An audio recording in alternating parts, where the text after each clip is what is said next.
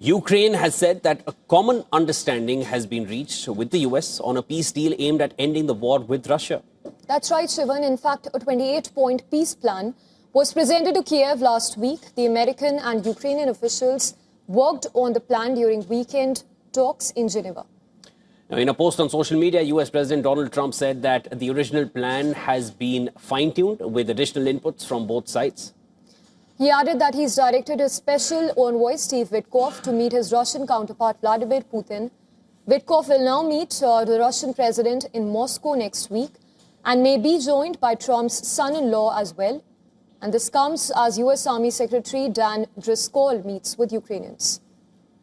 Now, some of the issues which Russia and Ukraine are still deeply at odds over have reportedly remained unaddressed so far, and that includes the settlement of territories. The Kremlin had previously said that Russia had not yet been consulted on the new draft deal, warning that it may not accept amendments to last week's plan. Also, Ukrainian President Volodymyr Zelensky said that he's counting on further active cooperation with the American side and with President Donald Trump. The Ukrainian president even added that much demands on America, reasoning that Russia pays the greatest attention to American strength. He accused Moscow of cynicism for carrying out deadly strikes on Ukraine during intensified diplomacy to end the war. Zelensky leveled the accusation in his evening address after Ukrainian officials reported Russian strikes that killed 7 people in Kyiv. There was yet another massive attack on our country, so we cannot relax or forget that Ukraine still needs defense support, security support, support of our resilience every day. And as long as Russia has not taken real steps toward demobilization, real steps to shut down its war machine, steps that would clearly show that Russia is serious about ending this war of aggression, we do not have the right to stop working to support Ukraine.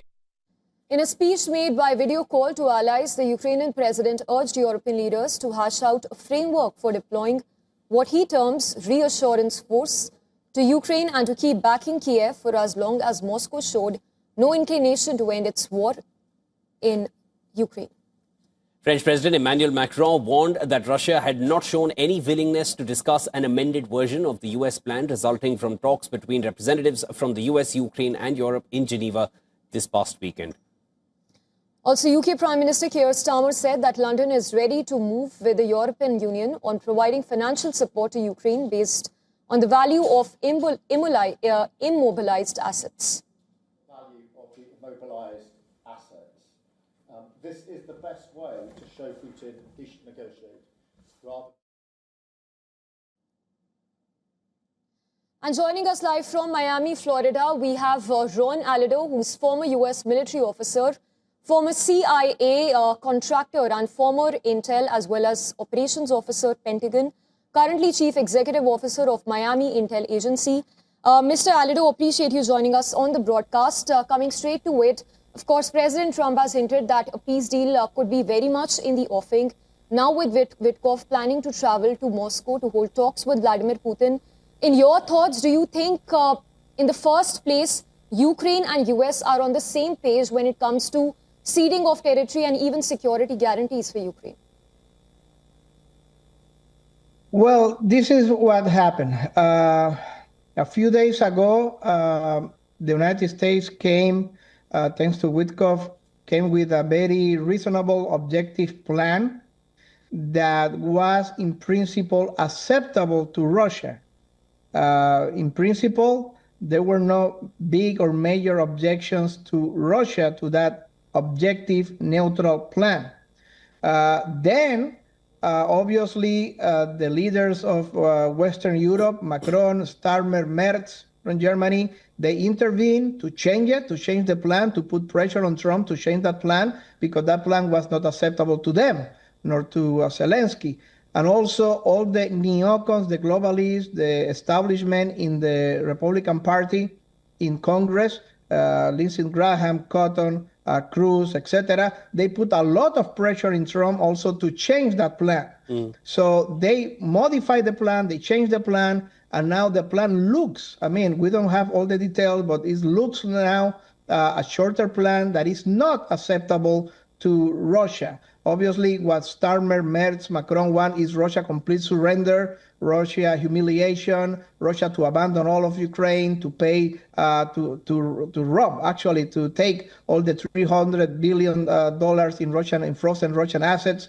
They want to take all of that, destroy Russia, humiliate Russia, and apparently next week, Russia is the one that is going to be forced to say no to this new plan modified by the neocons, by the globalists. The original plan was okay for Russia, but not okay to the European leaders and not okay to Zelensky. Now the new plan looks okay to Zelensky, apparently for the leaks, but apparently next week, Putin is going to say no to that plan because obviously Russia is not going to surrender. Russia is going to continue until they achieve all their objectives.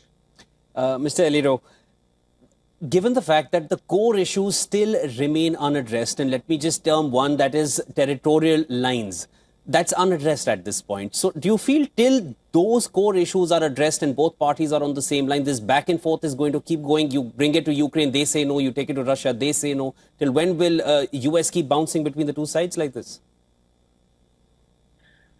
Well, Zelensky is under hard pressure by the European leaders, by his sponsors, Merz, Macron, Starmer, to not to cede any territory to Russia at all, to recover all the territory, to kick out Russia of all the territory, even to recover Crimea that was taken in 2014, because that is the objective of the Europeans. The Europeans want to basically to destroy Russia, to humiliate Russia, to bleed Russia, using Ukraine as a tool for that. Also, Zelensky is under extreme pressure by the right-wing nationalist parties of Western and North Ukraine. These are pro-Polish, pro-European segments in the Ukrainian politics are putting a lot of pressure in Ukraine not to cede any territory at all. But again, Trump is the one who is going to deciding what's happening, and Trump has to be very careful because he has very good people like J.D. Vance and Tulsi Gabbard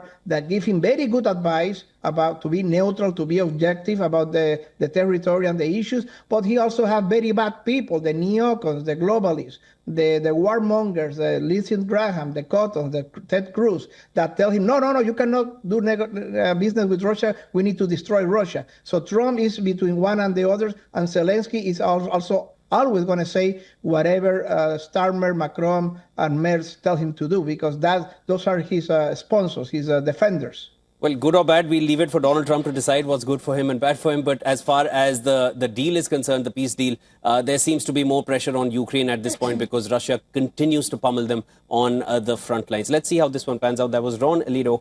Thank you so much for joining us, sir. Thank you.